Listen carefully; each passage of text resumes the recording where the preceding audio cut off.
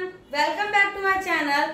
My self Kalpana और आज मैं आपको बीए सेमेस्टर 4 का यूनिट 2 हिंदी पार्ट 1 जुलूस प्रेमचंद द्वारा पढ़ाऊंगी। तो जुलूस पार्ट प्रेमचंद द्वारा लिखा गया है और इस पार्ट में हमें देशभक्ति और स्वाधीनता के बारे में बताया जाएगा। तो प्रेमचंद का जो जन्म था काशी में हुआ था और इनका जो जीवन था वो कठिनाई में बीता था। तो चलते हैं अब हम जुलूस की तरफ। तो कहानी शुरू होती है एक जुलूस से। वो जुलूस स्वराज्य का निकल रहा होता है। तो अपनी दुकान में से शुभनाथ बोलता है कि अपने काल के मुंह में जा रहे हैं। तो दीनदयाल जी कहते हैं इनमें से आधे से ज्यादा लड़के तो सिर्फ लफंगे हैं और क्या कहते हैं इनमें ना तो कोई बड़ा आदमी है, और अगर हमें ऐसा आजादी मिलनी होती जुलूस से तो कब की मिल जाती। ये जुलूस करने से कोई फायदा नहीं होता। तो फिर क्या कहते हैं ये इन सब बातों को सुन के दीनदयाल और शुभनाथ की बातें सुन के मुकू हंसने लग जाता है। तो मुकू कहता है कि कोई बड़ा आदमी कैसे होगा, बड़े आदमी तो बड़ी गाड़ियों में बड़े बंगलों में रहते हैं और अच्छी जगह दावत खाने जाते हैं। तो फिर शुभनाथ कहता है कि अगर 4 बड़े आदमी होंगे तो सरकार पे जोर भी पड़ेगा और हमें जल्दी आजादी मिलेगी। और क्या कहते हैं अगर 4 बड़े लोग आएंगे तभी तो क्या कहते हैं हमें आजादी जल्द से जल्द मिल सकेगी।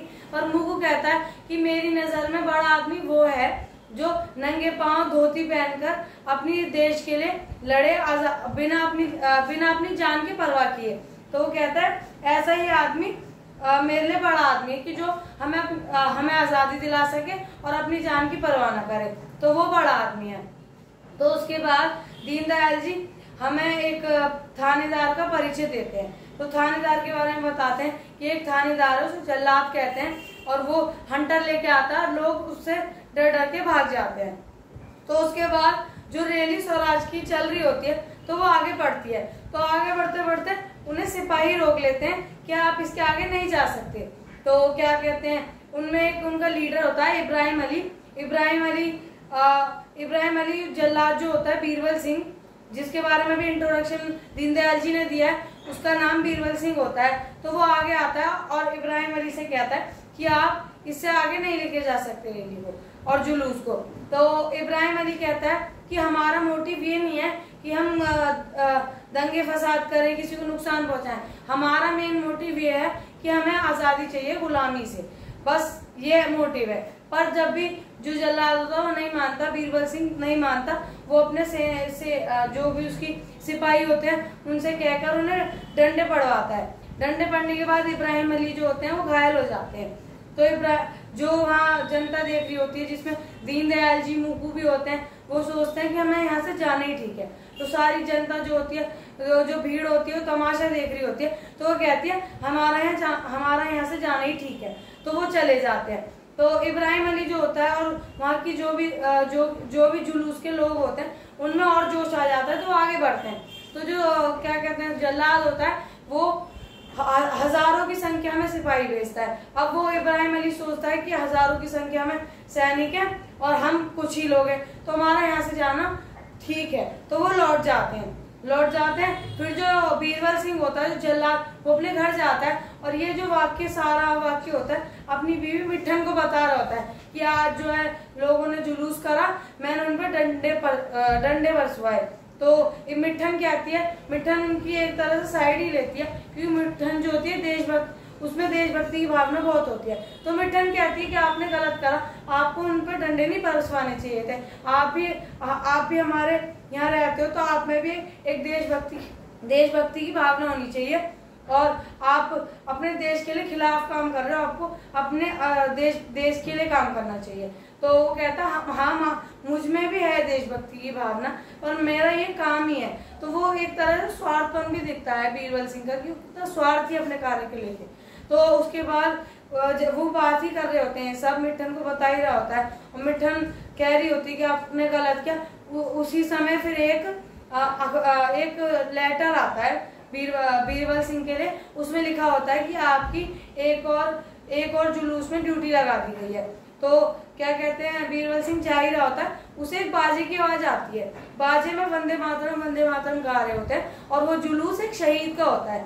तो शहीद की इच्छा होती है कि मुझे गंगा किनारे स्नान कराया जाए और जो मेरी समाधि है उस पर स्वराज का झंडा फहराया जाए। तो ठीक है, चल रही होती है। तो बीरबल सिंह वैसे ही करता है, अपने सैनिकों को आगे भेज देता है, खुद पीछे हो जाता है। फिर से उन्हें रोकती हैं तो वहाँ एक औरतों की कतार लगी होती है। तो एक औरत उनमें से बोलती है कि गेंद पे डंडे तो नहीं बरसाएंगे। तो फिर उनमें से एक और औरत बोलती है मिट्ठन से, बीरबल सिंह की पत्नी से, कि तुम्हारे किसी भाई बंधु ने तो नहीं मारा शहीद को। तो मिट्ठन कहती है किसी भाई बंधु ने नहीं, इन्होंने का मतलब बीरबल सिंह ने ही मारा है। तो क्या कहते हैं, सब क्रोधित होते हैं। तो उनमें से एक बुढ़िया बोलती है अगर ऐसा बच्चा मेरे होता तो मैं उसकी गर्दन मोड़ देती और ऐसे पेट को मैं गुलाम बोलती। तो जो बीरबल सिंह होता है वो सब सुन रहा होता है, उसे बहुत अपमानित लगता है और उसे क्रोध भी आता है। तो वो क्या करता है, पीछे चला जाता है और उसे मिट्ठन पे भी गुस्सा आता है क्योंकि मिट्ठन उससे बिना पूछे जुलूस में चली जाती है। तो जुलूस 11 बजे गंगा किनारे पहुंचता है। कितने 11 बजे गंगा किनारे पहुंच के वो उसका अंतिम संस्कार जो भी कर रहे होते हैं। तो जो क्या कहते हैं, बीरबल सिंह होता है वो देखता है शहीद के शरीर पर तो डंडे के निशान साफ दिखाई दे रहे होते हैं। तो लोग जो होते हैं, जो लोग मतलब खून से लथपथ जो भी जख्मी लोग थे, उनका अंतिम वो करने आए थे, अंतिम संस्कार, उनके अंतिम दर्शन करने आते हैं। और जो बीरबल सिंह को सारे लोग क्रोधित नजरों से देखते हैं क्योंकि बीरबल सिंह की वजह से ही वो शहीद घायल हुआ होता है और मर जाता है। तो उसके बाद अंतिम संस्कार करने के बाद सब लोग अपने घर लौट जाते हैं। तो मिट्ठन भी अपने घर ही जा रही होती है। तो वो पार्क में बैठ जाती है थोड़ी देर। पार्क में बैठ जाने के बाद वो इब्राहिम अली के बारे में सोचती है कि मैं इब्राहिम अली के घर जाऊंगी तो मैं क्या बोलूंगी, और वो ये सब सोच ही रही होती है। तो वो इब्राहिम अली के घर जाती है। तो इब्राहिम अली के घर जाने के बाद वो देखती है इब्राहिम अली का तो अंतिम संस्कार हो रहा है, वो मर चुका है। और वो देखती है इब्राहिम अली के अंतिम संस्कार में एक युवक है, बहुत ज्यादा रो रहा है। तो वो देखती है युवक है कौन। तो वो देखती है कि युवक तो बीरबल सिंह ही है, जो जल्लाद, जो उसका थानेदार होता है, जिसका पति बीरबल सिंह। तो वो मतलब वो सोचती है कि भाई इन्हें अपनी गलती का तो एहसास हो ही गया है और इनमें देशभक्ति की भावना ने भी जन्म ले लिया है। तो ये सब वाक्य देख के मिट्ठन बहुत गर्व, उत्साह और खुश होती है कि हाँ, इनकी भी मानसिकता बदल गई। तो इस कहानी, जुलूस कहानी का उद्देश्य यही है कि इसमें हमें ये बताया गया है देशभक्ति और स्वाधीनता के आंदोलन के बारे में, और बीरबल सिंह जैसे लोगों की मानसिकता भी बदल देती है। ऐसे देशभक्त के जो आंदोलन किए जाते हैं और जो जुलूस निकाले जाते हैं, तो आपने देखा है कि बीरबल सिंह की मानसिकता बदल गई।